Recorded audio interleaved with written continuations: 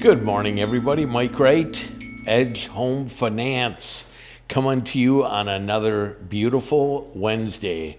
We appreciate y'all coming. I have the pleasure of introducing our Realtor of the Week, Dominique Redmann of Coldwell Banker. Yes.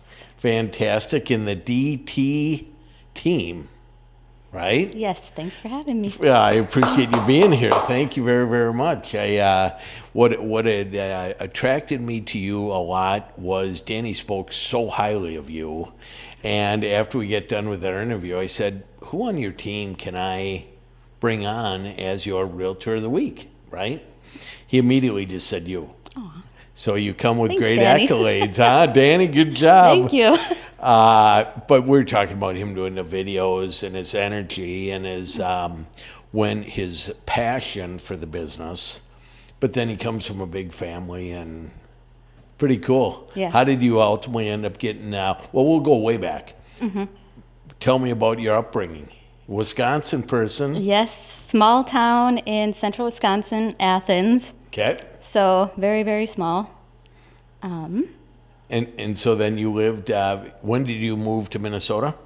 2017, after I graduated from Stout. Good. So, yeah. Fantastic. Did you, and so just so everyone's clear, she actually is a Packers fan. So we made an exception for this, only because I, love her dearly. So, I mean, that's why, So did you go to school for design? Yes, interior design. Oh, cool. Yep. How was that? It was fun. It was hard fun. Kind of my passion for designs, making houses, homes, and then real estate. That all ties together. Yeah, it's interesting because so many people go to college. Jake and I were talking about this, and when I did an interview with him on the Podgods, he said, "What did you major in college?" I'm like, "Well, besides beer drinking and having a riot, communications." And so I'm. Did you have yourself defined that I want to do this when you went into college, or was it throughout that period? No, I kind of went to college and then was designing more commercial spaces, was designing hotels prior to COVID. So during COVID, that wasn't the best, Right. place to be designing. And I always kind of had in the back of my mind real estate. And I just thought it was the perfect time to give it a try. Nice. And here I am almost 5 years later. Fantastic. Still doing it. Love Well, it. that's the key. When you say 5 years, almost nonchalantly, there's many that don't make it past a year or two. Mm-hmm. So you've got some amazing mentors. I know you were with Chris Lindahl for a while. Yeah. How was that? Big team. It is. Right? I was there for about 6 months, and it was really nice because they're really teach you how to do the contracts and all of that in and out. So really learned that. And then now being with Danny, he's the most social, outgoing person, and he got me out of my shell a little bit. So now I've learned more the networking, social parts of it. Is that easy for you or no? No. Networking, social. It's networking with people I don't know is probably my least favorite, but I've met some really amazing friends that are past clients, so networking with people I know I love. Yeah. It's an art. Uh-huh. For me, and I jokingly say this with Jake, that I don't like anybody. Humans in general are just, but I jokingly say that because you have to become social in this business. Yeah. Right? 100%. And I think that you being bold enough and willing to listen to Danny in that respect is tremendous. Mm-hmm. But I know this is a big step for you too, yes. On many fronts, to get out and be interviewed. People get nervous, right? And I try to make it as comfortable as I can because it's two friends talking and promoting you. Yeah. So I like that a lot, and it makes it easy for both of us. So you moved is your family still in Wisconsin? Yes. Okay. And is that, you got a beautiful dog? I do. Yep. Nice. What? She is a Yorkie and a Poodle mix. Got it. So she's, if it's a nice day, she's along on my showings, chilling in the car, and Good. Yeah, kind of is my little real estate assistant dog, I guess. I love it. You know, it's an interesting topic because I was just talking to a friend of mine that dogs are like kids, right? You just can't leave them in the house for 8 hours, or you can't kennel them up. And, you know, when you kennel them up, normally they're getting coughs, and that's more expense. So he or she, Stella. fantastic. And that keeps you out of trouble. Yeah. Yep. What, besides real estate, what do you like to do with do you even have spare time, or? Not too much. Yeah. I like to, I'm with my dog a lot, so I'll Traveler? I'll travel a lot. You know, even in Minnesota, there's so many beautiful places, so I'll try to go, on hikes and stuff, new places. Having a dog, I like to go to breweries that are dog friendly, check out. God bless you. I'm starting to like you more and more by the minute. We'll talk beers the rest of the deal, but that's great. And I think that more and more of these breweries are opening up to dogs. Back channel in near Mound is that way. They want people to bring their family in and their dogs in, and that's great. So design and real estate seem so hand in hand. Yes. How do you develop your business? I mean, are you a open house person? Are you you're probably not a dialer? How do you get your business? Dialing a lot. Good. Good. I might be, struggle face to face, but on the phone, I don't know. It's a different. You come different across so thing. well, though. You come across both ways, in person and on the phone. You're amazing. And then open houses as well. I try to do lots of opens. So, and then just past clients and friends. Yeah. So with the open houses, okay, that's testing your talents of meeting strangers. Is it hard to open up a conversation with these people, or what do you find your trick to being welcomed? I just try to make it not serious. Yeah. Come have fun, look at the house, talk. I'm not trying to sell you the house at the open house. Yeah. So I just, relaxed and not come in immediately, give me your information, and I'm going to follow up with you as soon as you walk out the door. Yeah. That's not the way I run my business because it's too pushy, and I don't like to be pushy. I want us to work together and become friends and get to know each other. I'm not just here to sell you a house. I'm probably going to invite you to a brewery after eventually or something. Right. So, I work with people that want to work with me, and I'm not just going to sell I a love house. that. And there's a huge difference, right? Getting people to know, trust and like you is an art. And if you pepper them and sell them and sell them and sell them, people can read through that in a heartbeat. Has Danny been helpful getting you out of your shell, getting you out into this beautiful world? Yeah. When I first started on the team, I, shadowed him at some open houses, and he's just so fun and bubbly and he makes it not he's still doing his job, but he makes it not a job. serious. Yeah. Hey, let's have fun. Let's talk. Let's get to know each other. I think that it's again, all this stuff is such an art to learn how to do. It seems like it comes naturally to many. But I know you and I spoke a number of weeks ago because you had a Thursday open house. And I know you had said it was great. We had 2 or 3 people through on a Thursday, which I thought's terrific. But one of them wasn't represented. Yeah. How did that go for you? It went really well. They said, if we want to put an offer in, is it okay if we call you? And I was like, yes, of course. I would love for you to call me, because they're like, we have an agent that we have previously worked with. They're like, but we have, no ties. And you're great. So we'll give you a call. Did your fangs on your teeth just start growing and stuff? Right? I was like, yes, please. But I think that's your comfortable personality that people attract to. I will say they were a fellow Packer fan as well, so Oh boy, this is going to be. Can we edit any of this, Jake? I mean, I didn't think anybody was Packers fans. It takes tough skin to be a Packer fan in I'll Minnesota. tell you what. Yeah, I know. Believe me. It's that's a whole different topic. I don't want. We only got a certain amount of time, so we'll leave it at that. But so, what is your goals? I mean, what are you? A couple years down the line, where do you want to be with your business? I'll now speak both transactionally. Do you want to represent builders because of your interior design stuff? Do you want to, where do you want to go? Renovation properties? So right now, I love working with first-time home buyers. Yeah. I work with a lot of, first-time home buyers and just make it not a scary process because everyone, what do we do? What's the next step? And I kind of lay everything out right at the beginning. I have a little book for my first-time home buyers. Like, this is the process. So first-time home buyers, and then I have some investors that do flips. Good. So I get to help out in the design at the end of the flips as well. I love it. So that's kind of where I'm at. First-time home buyers, flips, and It's brilliant because obviously the first-time home buyers are, they used to say back in the day that people would stay in their home 5 to 7 years. Because rates have been so low, that's probably extended. yeah. But I don't think that's the case. I think we're going to go back to that 6-7 year deal, and especially with your flips and especially with your first-time home buyers, it's a tremendous way to build up that pipeline of business.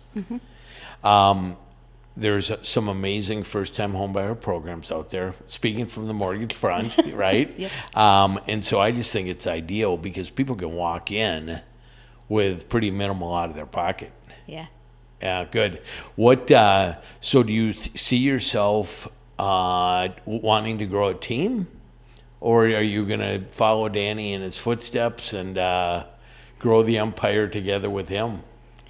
I don't have a for sure answer. Right now, Yeah. I'm very happy on the team. Good. But who knows what the future will bring? I don't know. No, I think that it's going to lead to my next question. So you've had some pretty incredible, albeit with Lindahl, brief, but you've had these some tremendous mentors. Yeah. Danny's incredible. Are you going to are you looking at any other coaches? Do you go to events? How do you want to learn more about the business? At Coldwell Banker, we have some incredible coaches that they offer us there. So right now, I'm just getting some coaching through Coldwell. I'm big into podcasts. I listen to a lot of like Tom Ferry and good. stuff like that. So I do a lot of stuff on my own in the car, always podcasts, and then just the Coldwell coaches. They hold you accountable. So, but I love that. And to be honest with you, I've done this for a lot of years. I still need to be held accountable. Jake, who's a great friend, but he's also my person that keeps me in line. You know what I mean? Because no matter how long you do it, you can get whacked in this business, right? I get some big checks. I'm going to go take a week off. Well, then all of a sudden you wake up going, oh, shit, I don't have any business. yeah. Right? So with those things, I know Coldwell Banker, and Danny and I spoke about this when I did the interview with him. That was part of the reason why he went back from EXP to Coldwell, was because of their structure, because of their training. And so on the team, are you one of many? How many people on Danny's team? So he has 4 of us. Okay, good. Yes. Are you just kicking ass, just becoming the leader in the group, or what? I hope so. I'm trying. Yeah, Little friendly competition is good, right? It's what it's all about, right? And I think that it's we all have our internal money drives, wants and needs, but sometimes it's okay to say, I beat you this month, Danny, or what, to the other co-parts. What do you like about the business? I like everything. I don't know. The people? The people. And then, just being that I work with a lot of first-time home buyers, that, the closing. A lot of times it's not easy. There's, hiccups, but just getting to that day and, the feeling of like I helped them and seeing how happy they are. And I've had some not easy transactions where it's been, it's part of thanks the for not course. giving up, Yes, amen to that. And I think that everybody gets into this business, both mortgage and real estate, saying, huge paychecks, easy, I can determine whatever I want to do, no hours. You're like, what the hell are you talking about? It's not. It's the furthest thing from the truth. And granted, the paychecks are great, but I think it's more about the client's first mindset over a paycheck that will allow you to expand. Yeah, I don't think it's the paycheck. That's obviously a plus, but I just love the business, the people on my team, like the people you work with is great, and then just the clients and the people you meet. Has it been fun for you, knowing you've got the interior design background, to just simply go to houses? Yeah. Different opens, or do you preview properties? I do. Okay. Especially, if I'm doing a listing appointment, I'm going and checking out the houses that are all for sale around the block. Yeah. I do stagings for all of our new listings for the good. team, the consultations. So just helping, the people get it from living to selling and being able to do that. I love that little aspect of it. So I just love how design is still tied with it, and clients, asking advice after they buy houses too. They'll ask me opinions on stuff. So it's fun. I think it's that interior design, staging, and whatever the other term you want to use is critical, right? We've got a home now that we're potentially going to be selling, and we look at it, and we've only been in there 3 years. All of a sudden, you start looking around, and shit's piled up. Period. You got chairs. We bought it furnished, so it was a model. But what we think is fine, somebody with your talents comes in and going, let's get rid of this, or let's move this, or get rid of these pictures.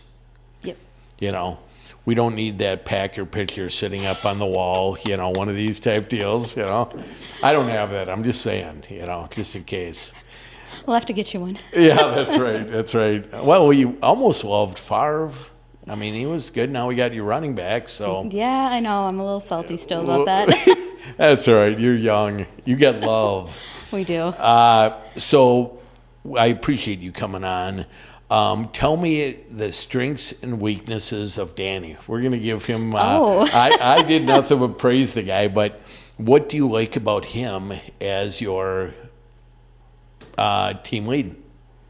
I love how calm he can be in a situation where I might not be calm. Like if I'm putting out a fire, Danny just comes in super calm and just like mellows you out in a situation where you're like, oh my gosh, like what do I do? So he can always calm me down. His worst trait, which I tell him, he is the most organized person. Really? Disorganized, organized. Like he's disorganized and he knows it, but that's his organization. Yeah. He's kind of everywhere. Yeah. What I think and I think him realizing that, because we all think we're perfect, right? But it's all, how do you handle the chaos? But in talking with Danny and knowing Danny, what you said about what his demeanor is like, besides the open houses where he's doing the videos, or the, where he's just running around like a wild man, his calm was so cool to sit across from him. And you hear about all the kids and how you balance all that stuff and yet have the right attitude is an amazing skill. Yeah, to be able to stay calm and then still, take care of that big of a family and do everything he does. I'm like, props to you.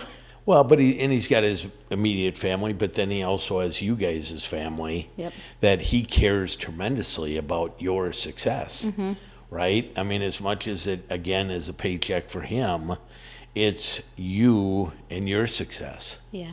So give me one piece of advice that he's given to you, and maybe that you've already talked about it, where he got you out of a shell of being introverted, because our business is being extroverted.